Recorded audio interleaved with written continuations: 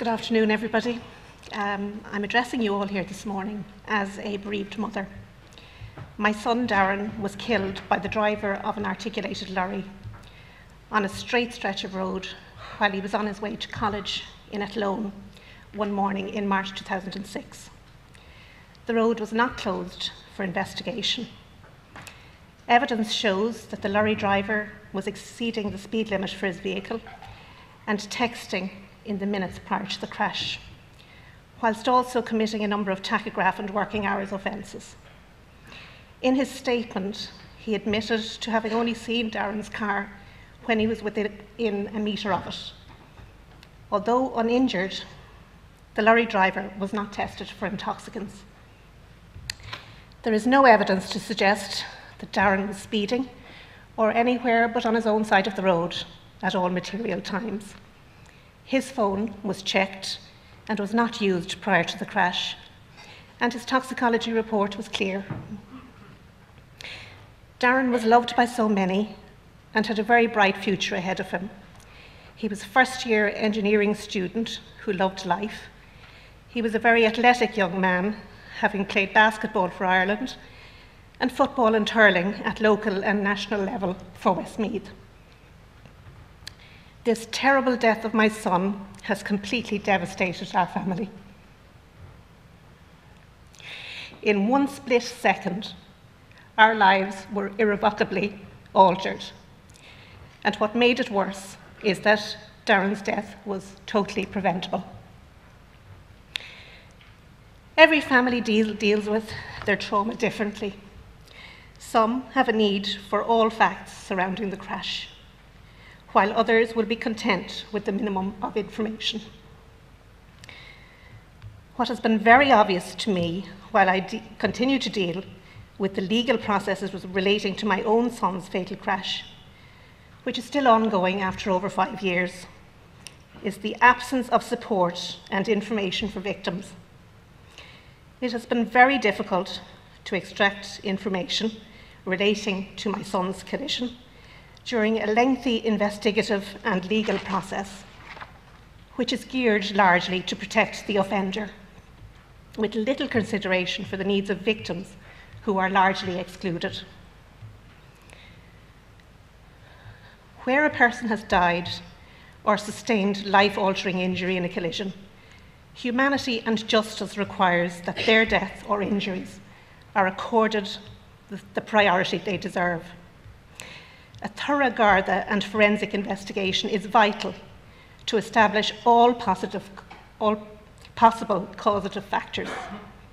This will ensure justice for victims while also helping in the prevention of further collisions, injury and loss of life.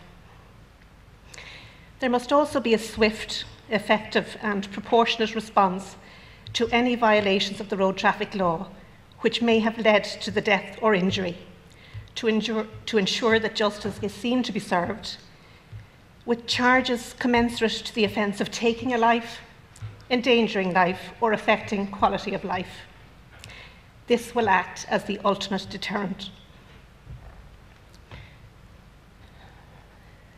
We must have a criminal justice system which upholds the rights of road traffic victims and their families, and which ensures a fairer, more balanced and supportive system for such families. A system which provides adequate support and information for the bereaved and injured, together with rehabilitation, care, and suitable long-term support where this is needed.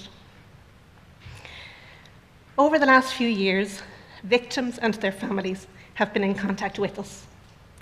Some just to share the story surrounding their loved one's death. Some to highlight an issue or issues which arose in the Garda investigation into the crash which killed their loved ones, while others highlighted inadequacies in the law and or the legal processes which they had encountered in their cases. Almost all portrayed a sense of isolation and described an inadequate investigation and a system which neglected to uphold the rights of victims. Park would like to see a national standard for crash investigations which conforms to international best practice, together with the monitoring of fatal crash investigations from each Garda district at Garda headquarter level,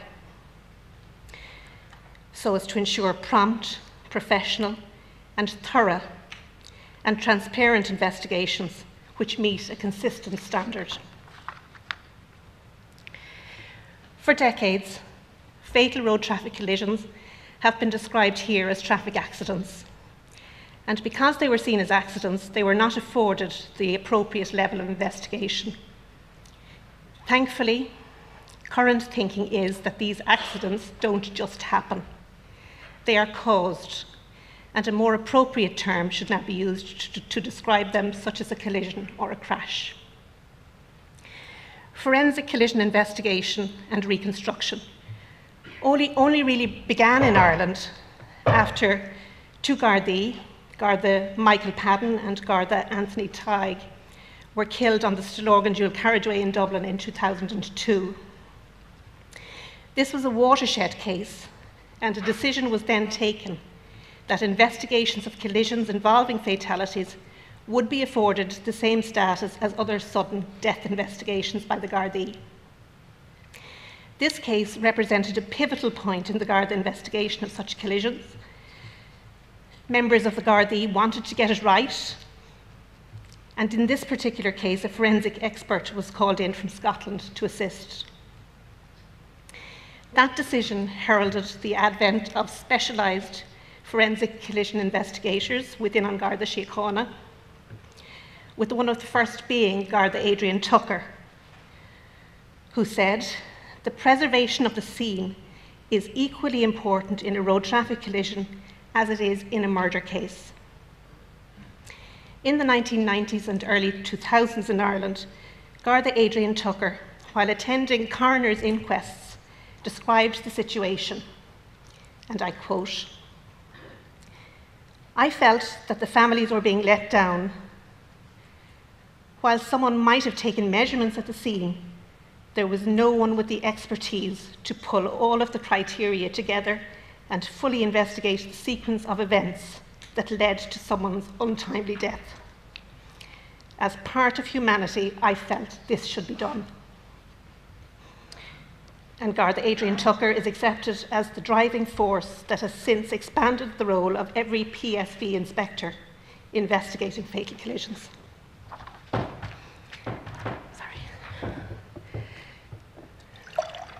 Sorry.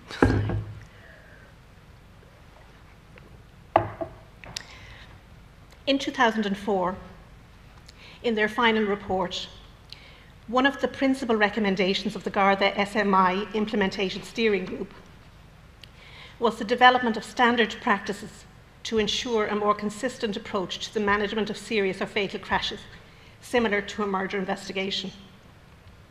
Sadly, despite these recommendations, it was not until 2007 that forensic collision investigators were to attend all fatal collisions. In March 2006, when my own son was killed, there were no forensic collision investigators to attend at the scene, as they were being trained. My family, and many, many others who lost a loved one in those and previous years, continue to live with the consequences and the added pain and trauma of investigations which failed to meet a professional standard and which have denied us information, truth and justice as a result. Our legislation has let us down too in many respects. Park members have personal experience of road traffic legislation which failed to meet their needs.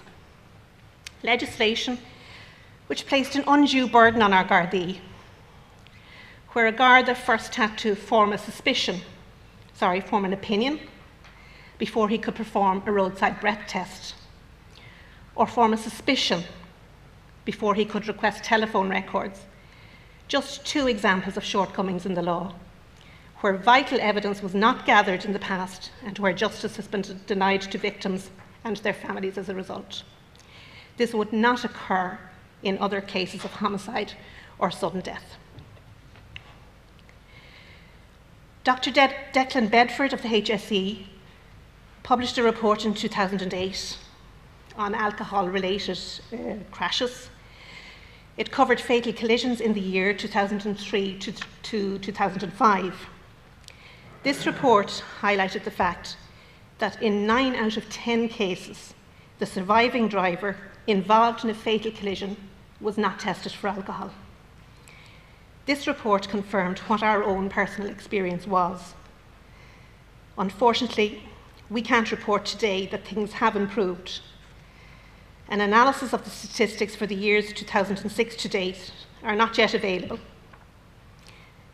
and the new Road Traffic Acts 2010 and 2011 have not yet been enacted by the Minister, although we are advised today that the Minister is going to sign it next week, which we're delighted to hear.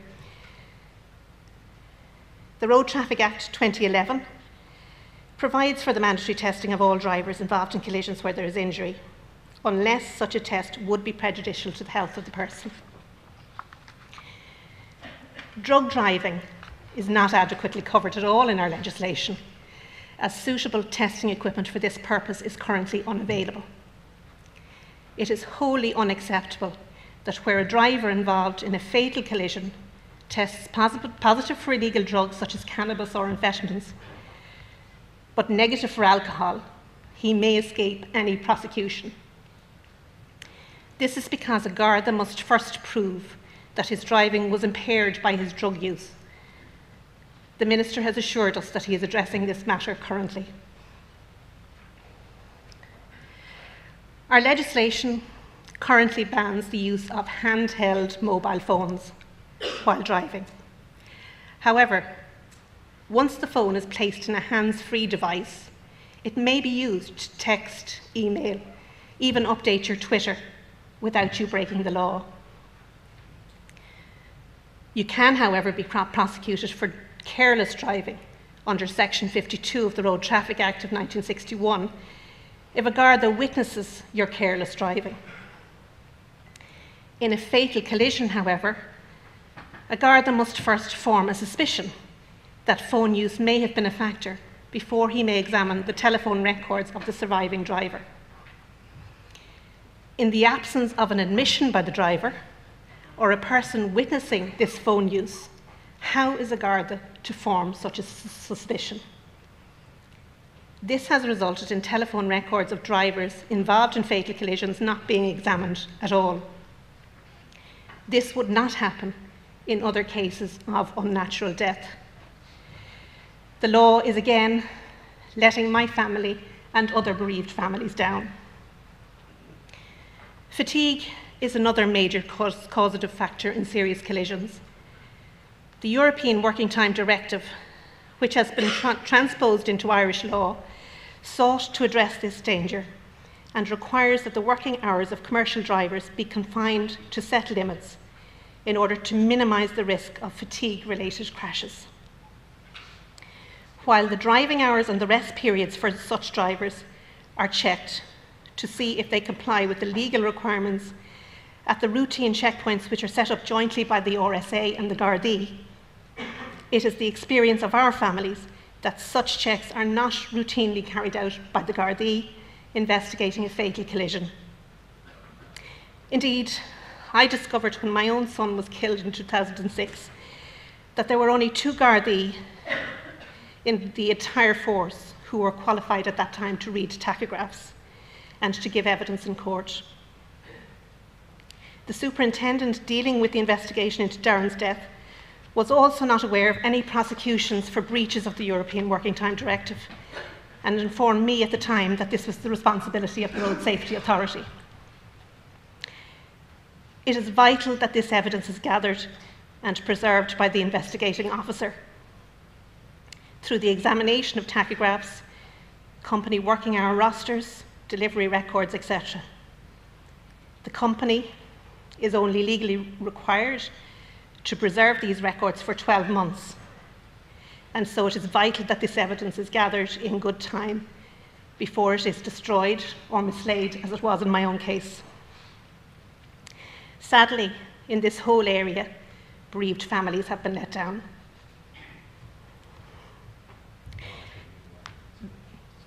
The Garda SMI Implementation Steering Group, in their final report in 2004, recommended that templates and checklists should be used to ensure that all relevant information and evidence is collected so as to improve the quality of file preparation.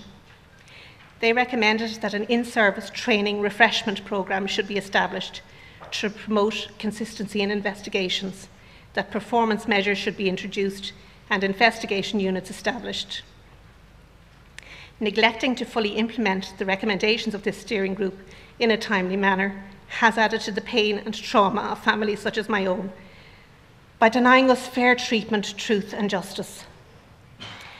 And finally, with only 12 cases out of every 100 fatal collisions in 2008, 2009 and 2010, resulting in charges being brought for the offence of dangerous driving leading to death, it is very evident that the deaths of our loved ones are not being accorded the same priority as other cases of unnatural death. This must change. Thank you.